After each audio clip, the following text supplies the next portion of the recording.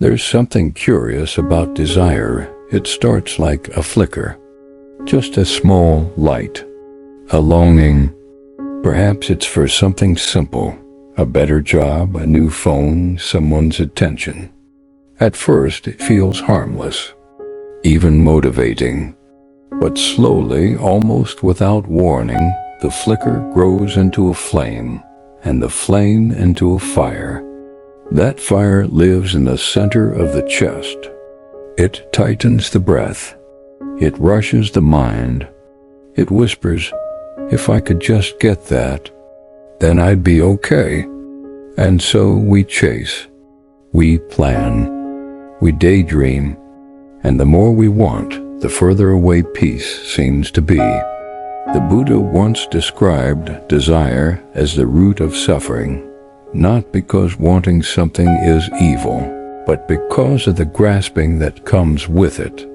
It's not the object itself. It's the clinging. It's the reaching hands, always stretching toward something just beyond reach. It's the belief that happiness lies in what we don't yet have. There's a parable that speaks to this. A monk once asked the Buddha, "What is the cause of the unrest in my heart?" The Buddha held up a flame and said, "This is desire. You are holding fire in your hands and wondering why you're being burned." The monk was silent. We rarely see it that way. We imagine our dissatisfaction comes from not having enough, not being enough, not being seen or known or admired enough. And in that imagining, we feed the flame. We scroll through images of other people's lives and our own feels less than. We see what we lack. We tell ourselves stories of who we should be by now, and we ache at the gap between who we are and that ideal. But what if the ache isn't from the lack, but from the wanting? Close your eyes for a moment. Imagine one thing you've deeply longed for recently. Notice how the body responds, not the object of your desire, but the sensation of wanting it. Is it peaceful? Or is it tense, urgent, incomplete? That's the heat of desire. When the Buddha taught about thirst or craving, he didn't speak with condemnation. He spoke with compassion, because he knew all of us thirst. All of us burn in the heat of our longings, and none of us are bad for it, but we can learn to step away from the fire. There was once a traveler walking through a desert, his throat dry, his body weary. In the distance he saw a shimmering lake. He rushed toward it, only to find sand. A mirage.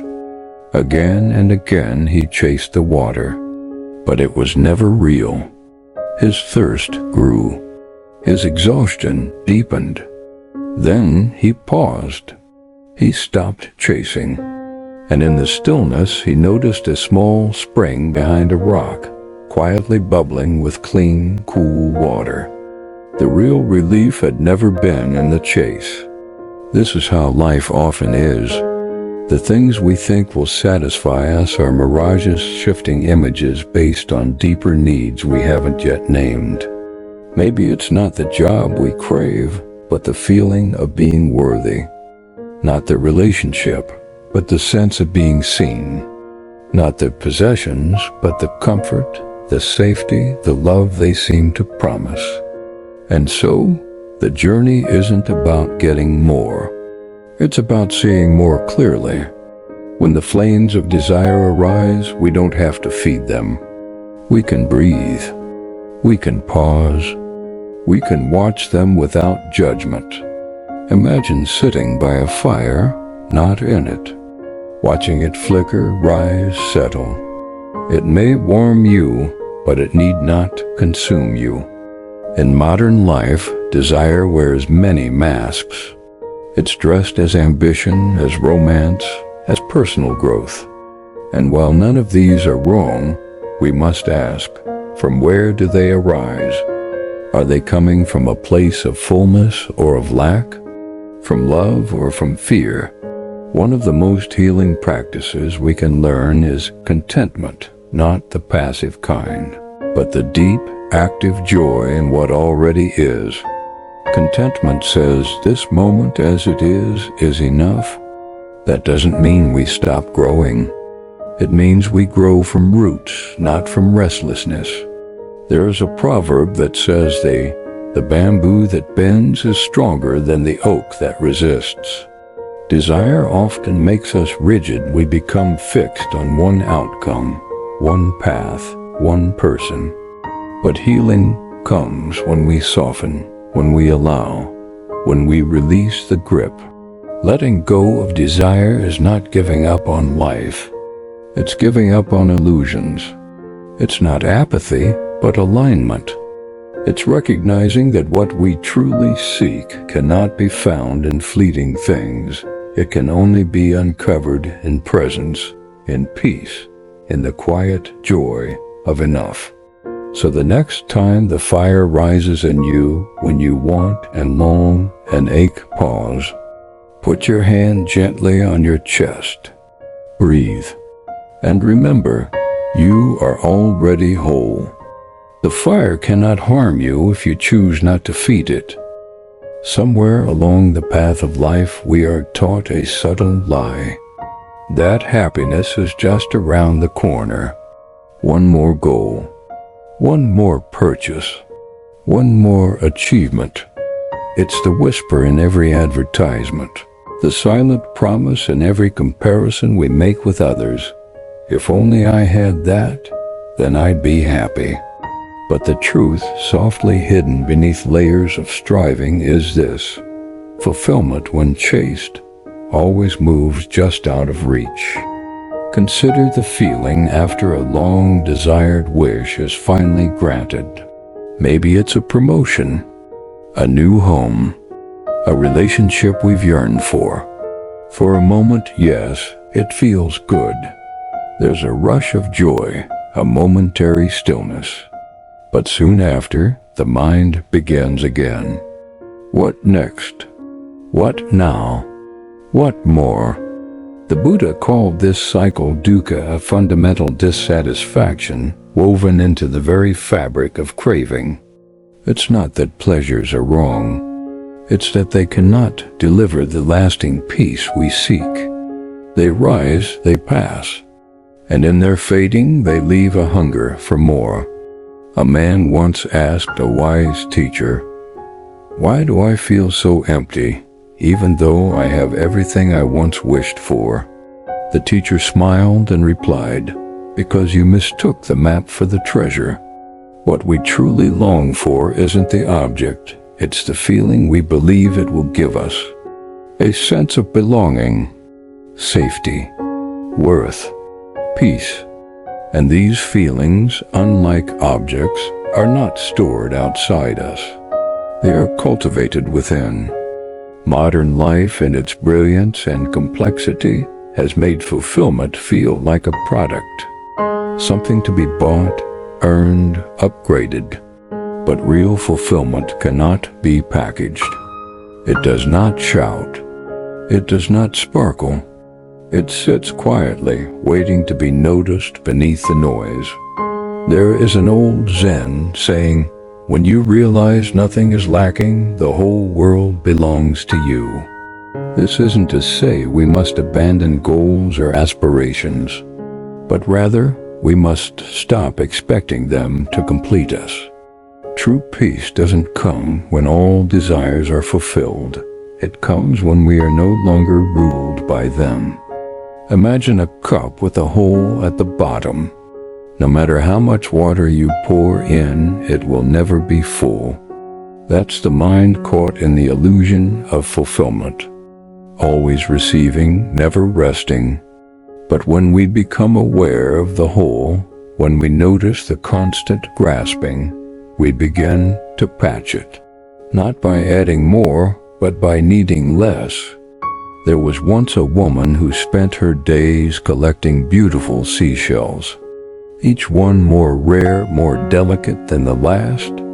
Her home was filled with them, Yet she often felt anxious, worried someone might steal them, or that a better shell awaited just beyond the shore.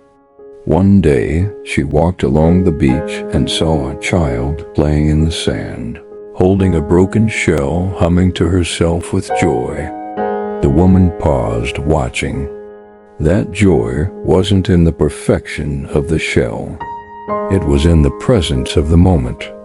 So too with us. We miss so much life trying to arrange it perfectly, hoping the next thing will finally make us feel whole. But the illusion of fulfillment is a hungry ghost. It eats everything and still starves. The Buddha did not say we must not enjoy life. He said to be free, we must see clearly. Craving distorts our vision. It places our peace on conditions. It says, I will be okay. Only if, and that if is endless. One breath at a time we can unhook from that chain. We can feel the desire arise, notice its story, and gently let it go. This is not easy, but it is healing. It's a kind of inner unclenching, a softening.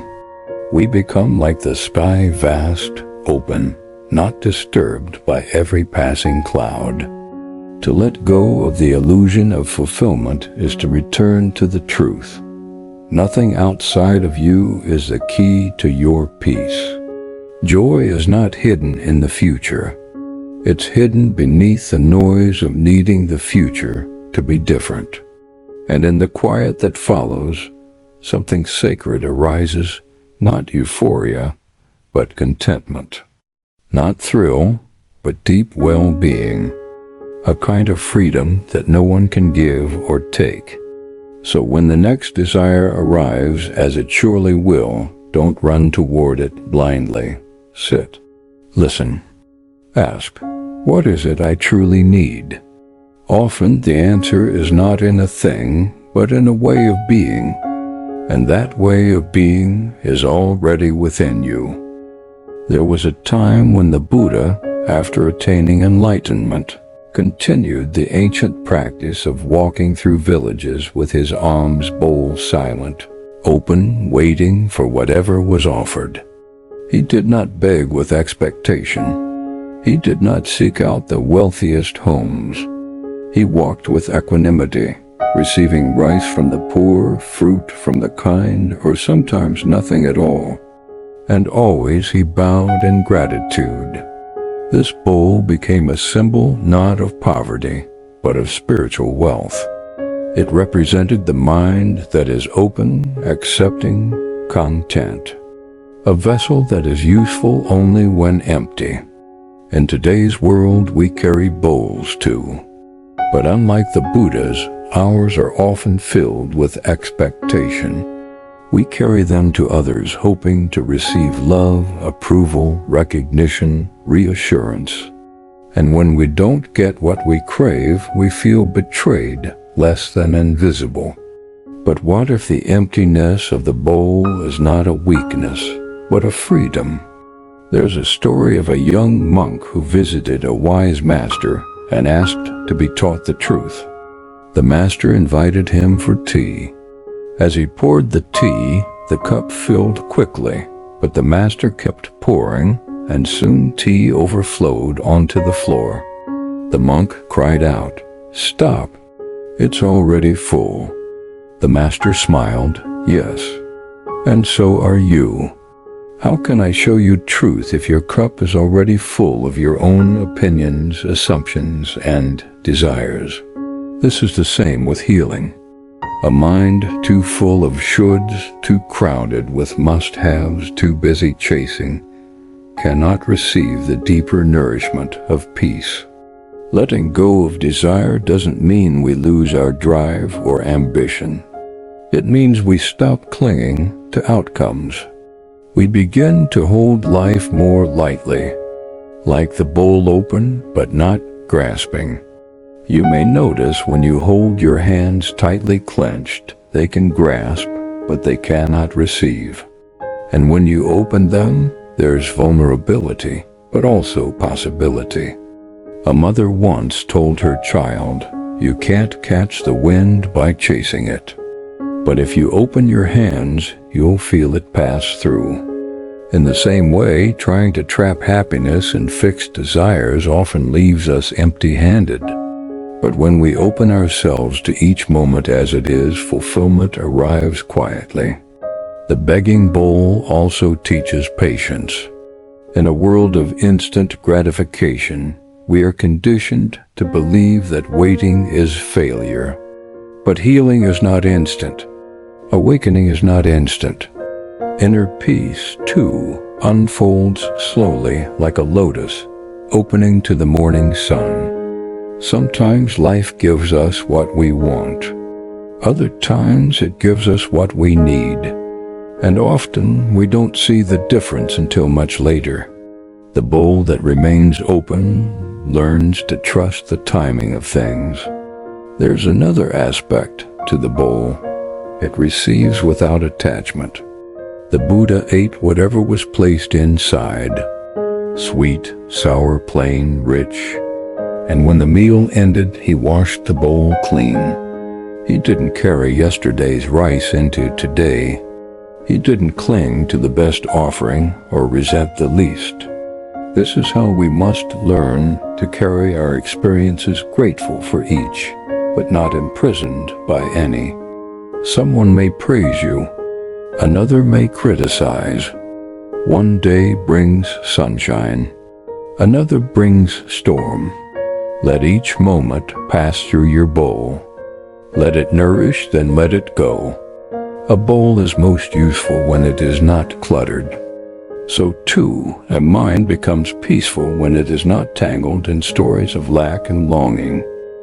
In our spiritual journey, we are not asked to be empty in the sense of hollow or numb. We are asked to be spacious, to be clear, to be able to hold joy and pain, praise and rejection without needing to grip any of it too tightly.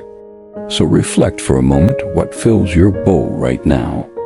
Is it full of old hurts, unfulfilled desires, future fears? If so, can you begin to empty just a little, not by force, but by awareness? Each time we sit quietly and breathe, we are gently emptying the mind.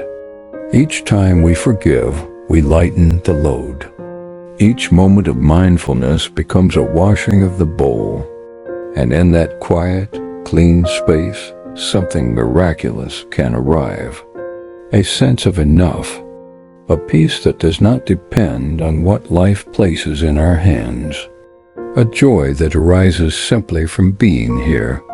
The begging bowl does not judge its contents. It does not demand more. It is simply ready, open to receive, open to release. It teaches us that true healing does not come from possessing more, but from needing less. And in that space of less, we find more than we ever imagined. Desire in its purest form is not the enemy. It is the fire that moves us, warms us, inspires us. But like any fire, when left unchecked, it consumes. What begins as a spark of wanting can grow into a blaze of obsession, pulling us far from peace. The Buddha never said all desire is harmful. He spoke instead of tanha, a thirst that binds us, a craving that enslaves the mind. There is desire that uplifts, and then there is desire that distorts. The difference is in how tightly we hold it. Imagine holding a flame in your bare hands. At first it gives light, but if you grip it too tightly, it begins to burn. The pain of attachment is just like this. It starts small. I want this to work out. I need this person to love me. I must succeed. And then, when reality does not comply, we suffer. There was once a man who loved a beautiful glass cup. He drank from it every day, admired how the sunlight caught its edges.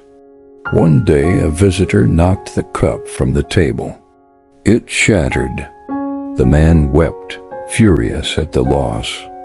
A monk who witnessed this said gently, "Why mourn the cup's breaking when it was always destined to be broken? The miracle was that you ever drank from it at all." This is the heart of letting go, not apathy, not detachment in the cold sense, but a wise intimacy with life.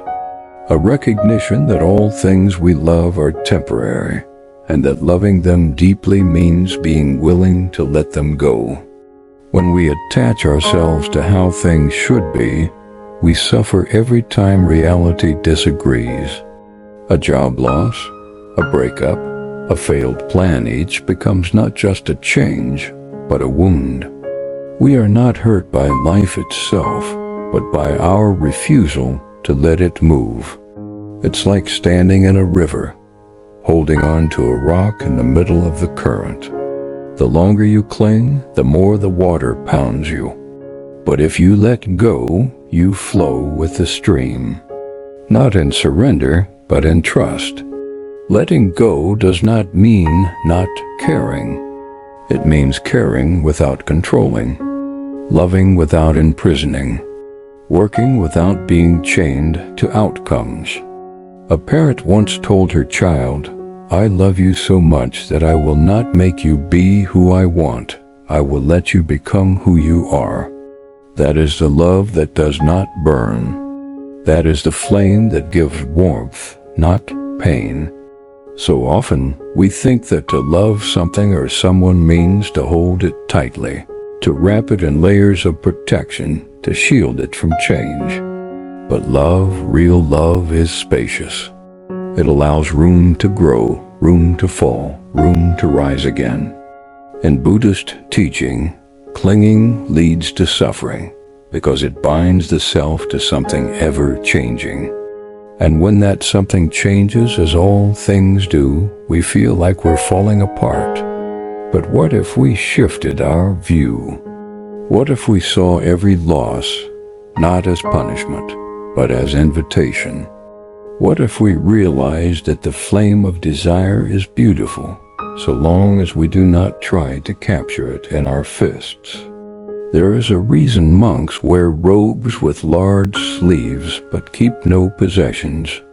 They learn to walk with open hands, not because they do not feel, but because they have learned to feel everything and still let it pass. A friend once lost a beloved ring, one passed down through generations. She searched for days, heartbroken. Then, one morning, she sat in meditation and asked, "What did this ring represent to me?" The answer came not as words, but as feeling, connection, history, love, and she realized all of those things were still within her. The ring was only the symbol, not the source. Desire, when unexamined, tricks us into believing that the object is the answer. But when we pause, breathe, and inquire, we often find that what we truly seek is already here.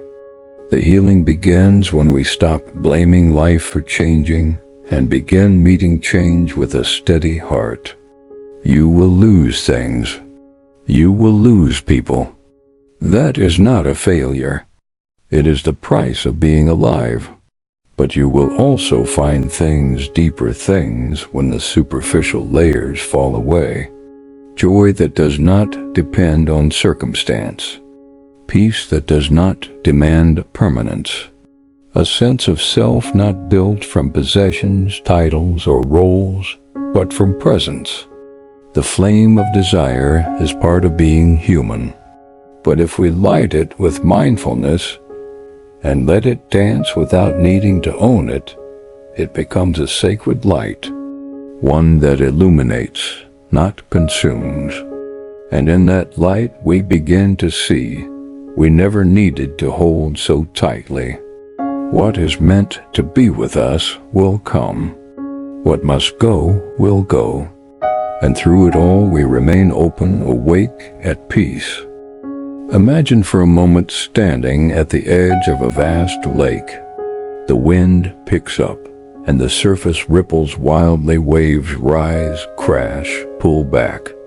But if you could dive beneath the surface, even just a few feet down, you'd find stillness, calm, silence untouched by the storm above.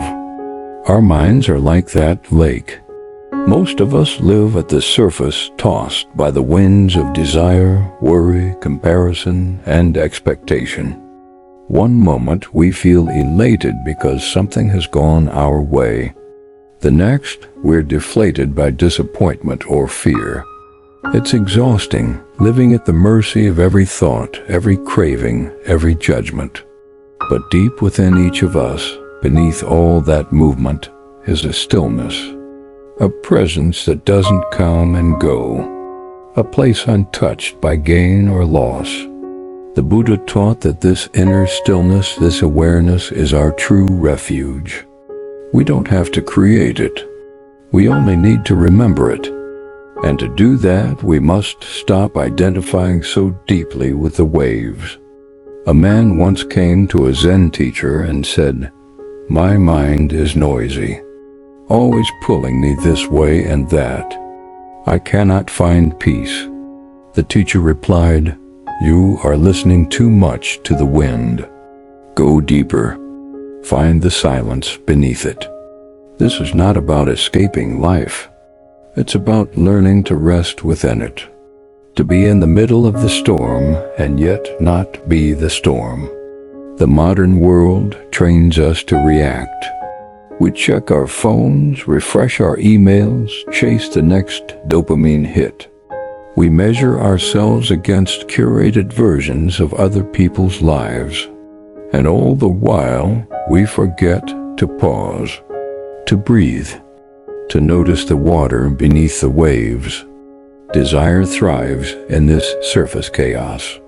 It feeds on the belief that something is missing, that we must fix, acquire, impress.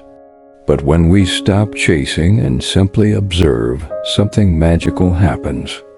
We begin to realize the ache wasn't a sign we needed more. It was a sign we needed less noise. There's a parable of a farmer whose horse runs away. His neighbors say, "How terrible." He replies, "Maybe." The next day, the horse returns with 2 wild horses. "How wonderful," the neighbors say. "Maybe," he replies again. Then his son tries to ride one of the wild horses, falls, and breaks his leg. "How terrible." "Maybe," the farmer says again. Days later, the army comes to recruit all able young men, but spares his son due to the injury. The story reminds us that peace does not lie in the events themselves, but in how we hold them. When we live at the surface of the mind, every ripple feels like a tidal wave. But when we settle, when we rest in the deep waters of awareness, we see more clearly. We respond rather than react. We become less entangled in what we want and more attuned to what is. You may have noticed some of your most peaceful moments have come not when you got everything you wanted, but when you let go of needing it. Sitting quietly with a cup of tea, walking in the evening breeze, holding someone's hand in silence. These are moments when the waves fall away and you touch something vast.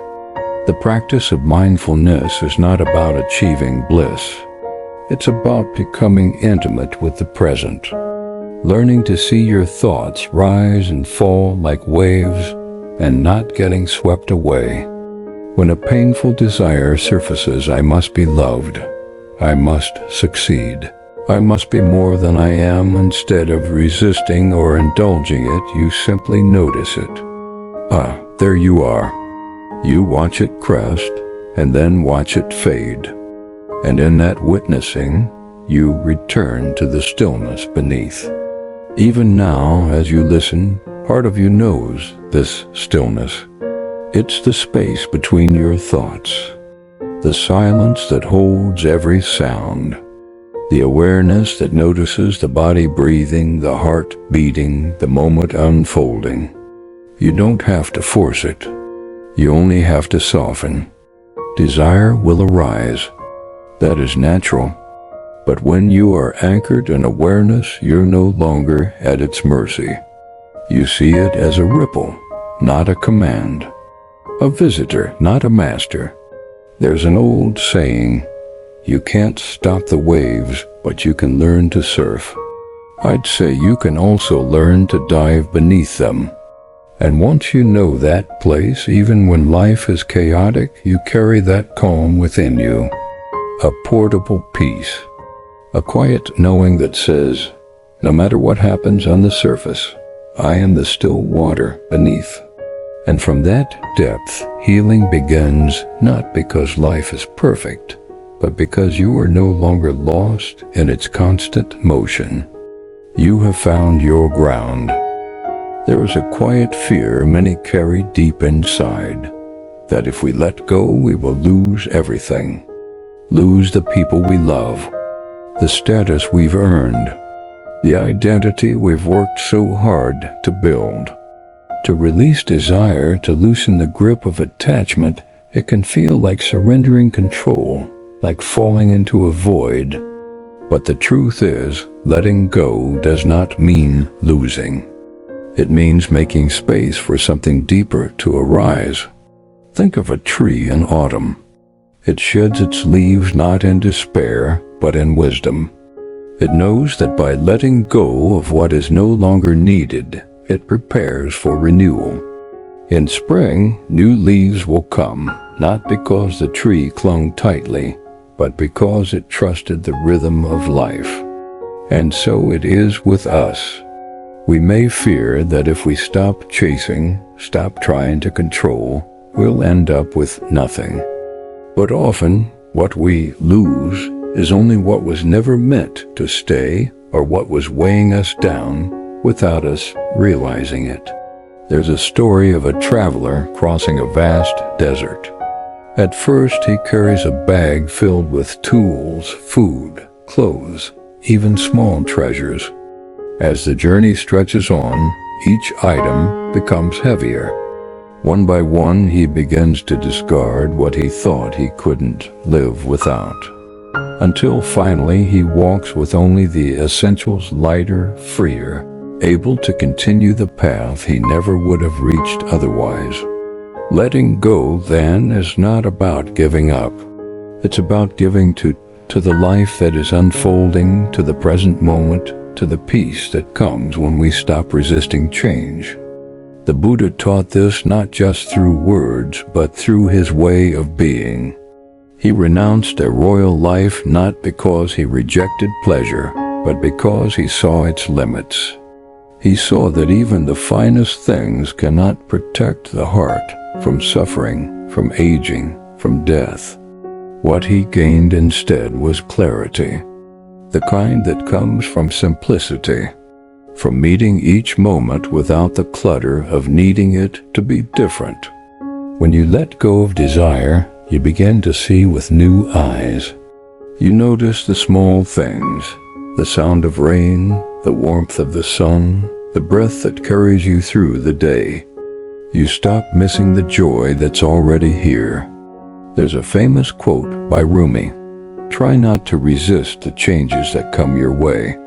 Instead, let life live through you." This is the path of letting go, not passive, but trusting. Not losing yourself, but finding your true self beyond the noise of wanting.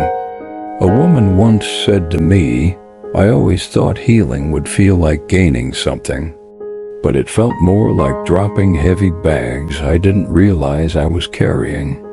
And isn't that often the case? We hold on to expectations of who we should be, what our lives should look like. We grip tightly to relationships, even when they no longer nourish us. We replay stories of the past, believing we can rewrite them through memory. But healing begins when we loosen the fist. When we say to life, "I'm willing to let you be what you are. I trust there's something for me even here, even now." This is not resignation. It's a radical kind of strength. To let go of desire is to step into freedom. Not the freedom of having everything, but the freedom of not needing to. In that space, we begin to love more purely, not because someone fulfills our needs, but because love itself becomes the gift. We work not to prove our worth, but to express it. We rest, not because we've earned it, but because we're allowed to be whole even in stillness. And the surprising thing? Life begins to flow more easily. When we stop clinging, the things meant for us come in their own time. When we stop forcing, clarity arises. When we stop grasping, our hands are finally open to hold what really matters. So if you're afraid of letting go, know this. You are not losing the essence of yourself. You are losing the layers that have hidden it. You are shedding the illusions that have kept you running, and in their place you are uncovering peace. Letting go does not mean losing. It means becoming light enough to fly. Many people believe that to walk a spiritual path means to kill desire, to silence every wanting. But this is a misunderstanding. Desire in itself is not evil. It is energy, movement, a longing that can carry us toward beauty, growth, connection. Without desire, a flower would not reach toward the sun. A parent would not cradle their child. A seeker would not sit in silence, hoping to touch the sacred. The Buddha did not condemn all desire. He warned us of craving a desire that is blind, compulsive grasping, the kind that forgets the nature of things, forgets the impermanence of joy, the fragility of form. Craving says, "This thing will complete me." And then, when it slips away, as all things do, we are shattered. It's not the desire that causes suffering. It's the forgetting. Forgetting that everything changes. Forgetting that we are already whole. Forgetting that no possession, no achievement, no other person can offer us lasting peace. It is possible to want something and remain free, to hope and still be grounded, to love and still be unattached. This is the art of mindful desire, where we recognize the wanting, honor it, and yet do not become enslaved by it. A great teacher once said, "Desire is a teacher. When we pay attention, it shows us where we still believe we are lacking. That belief in lack, I am not enough unless, is what fuels endless striving. And this too is forgetfulness, because in truth you were never broken. Beneath the noise of your thoughts, beneath the longings and stories and fears, there is a still presence within you that does not need fixing. It is already complete, already luminous. The journey, then, is not about crushing desire. It's about remembering, coming back, again and again. There is an old Indian parable of a musk deer who smells a sweet fragrance and becomes obsessed with finding its source. He runs across valleys, forests, cliffs, only to die of exhaustion, never knowing the scent came from within his own body. We are like that deer, so often chasing what is already inside us, looking for peace, for love, for meaning, forgetting that the source is not out there, but within. This is why mindfulness is so powerful. It wakes us up. It invites us to pause in the middle of the chase and ask, why am I running? What am I truly seeking? And is it already here in some quiet form, waiting to be noticed? When we bring awareness to desire, it loses its grip, not because it disappears, but because it becomes transparent. We can see it for what it is, a wave rising in the mind, asking for attention, but not demanding obedience. And sometimes when we sit quietly with a desire, we find that it changes shape. What we thought was a craving for success becomes a longing to be seen. What looked like a hunger for wealth is really a need for safety. What appeared as the urge to impress is the simple desire to be loved. When we see clearly, we can respond with compassion, not shame, not suppression, but kindness. Desire can become a doorway. It shows us where we still hurt, where we still fear, where we still feel small. And in meeting these places with presence, we heal. So let us not make war with our desire. Let us become intimate with it. Let us listen to it, not as a command, but as a whisper from the heart. Let us ask it what it really wants, not just on the surface, but at its core. You may find that your deepest desires are not for things at all, but for states of being. To feel safe, to be connected, to know peace, to belong. And the more you remember your true nature, the less desperate those desires become, because you start to feel them now, in this breath, in this moment, in the quiet awareness that watches it all. The true enemy is not desire. It is forgetting who you are beneath it. Remember that, and desire becomes not a chain, but a compass, pointing you not outward, but inward, toward the stillness that has been waiting all along. There is a strange paradox in the spiritual path. The moment you stop needing everything to be different, everything begins to feel complete. When we are no longer driven by the endless chase, no longer ruled by the voice that says, just one more thing, something unexpected rises in its place. Joy, not the ecstatic, fleeting kind, but a quiet, steady joy. A joy that doesn't depend on success or praise. A joy that is born from simply being. This is the fruit of letting go, not emptiness, but fullness. Not deprivation, but peace. When you want nothing, you begin to notice what's already here. The way the light falls across your room in the afternoon. The warmth of a smile unforced. The rhythm of your breath rising and falling like a soft tide. The life you had been too busy wanting more of now feels sacred. The Buddha once said, "Health is the greatest gift, contentment the greatest wealth, faithfulness the best relationship." None of these depend on having more. They depend on remembering what matters. There's a story of a wise monk who owned nothing but a wooden bowl. One day, while walking by a stream, he saw the reflection of the moon in the water.